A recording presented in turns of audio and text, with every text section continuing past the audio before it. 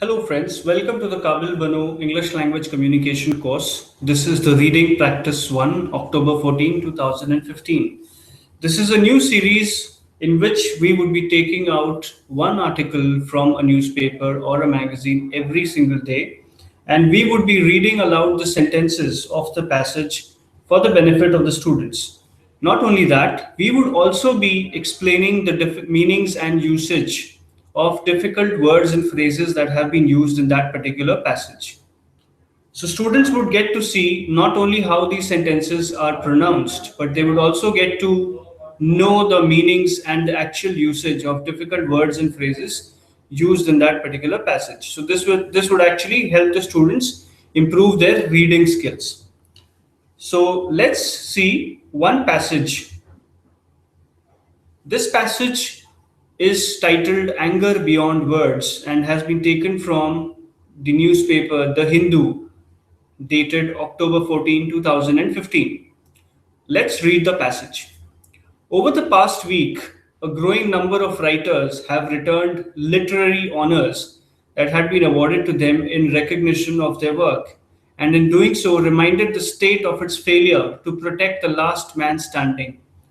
What started with writer Nayantara Saigal returning the Sahitya Academy Award she won in 1986 led to a wave of protests. The writers also chose to give up their precious Sahitya Academy Awards given by writers to writers.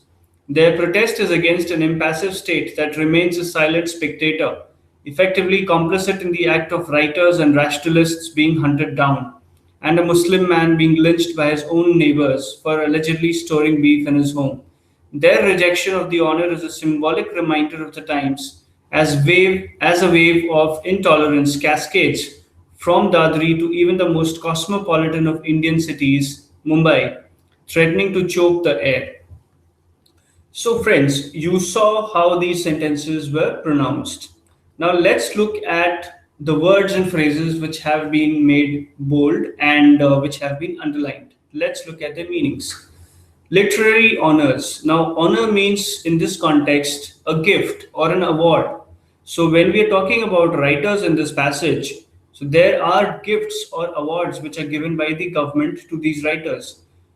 Something which is related to writing, something which is related to literature is called literary. So, the honor which is given as far as literature is concerned, something related to writing is concerned, is called a literary honor or a literary award. So, this is what is meant by literary honors that had been awarded to them in recognition of their work. In recognition of their work means that the government clearly told that, okay, these writers have done some important work.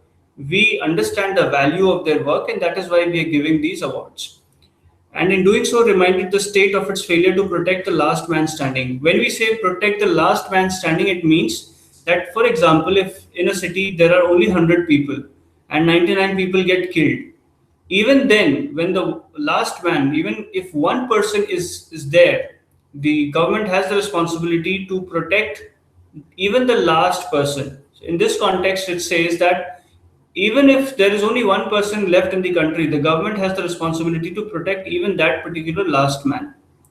So a wave of protests. A wave of protest means multiple protests, many protests. A wave, see how is the wave of an ocean? It comes very, very quickly, very, very rapidly, and at one time. So a wave of protest means that there were many, many protests, and this was just like a wave of ocean.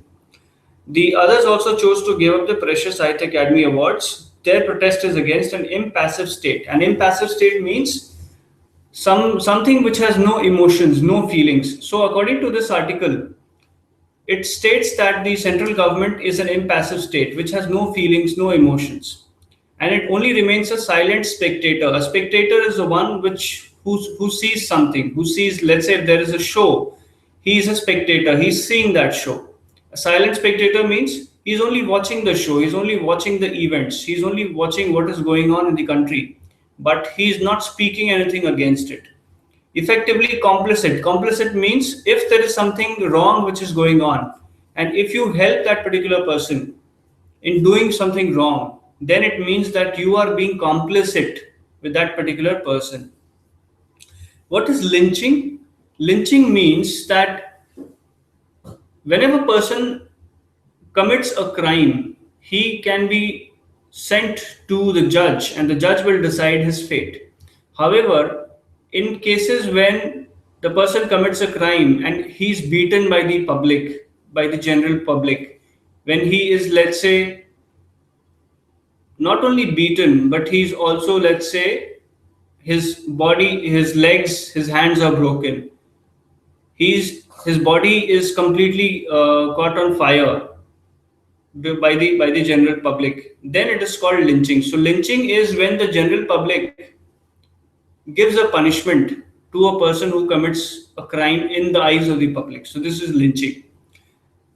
Intolerance cascades means intolerance increases by leaps and bounds.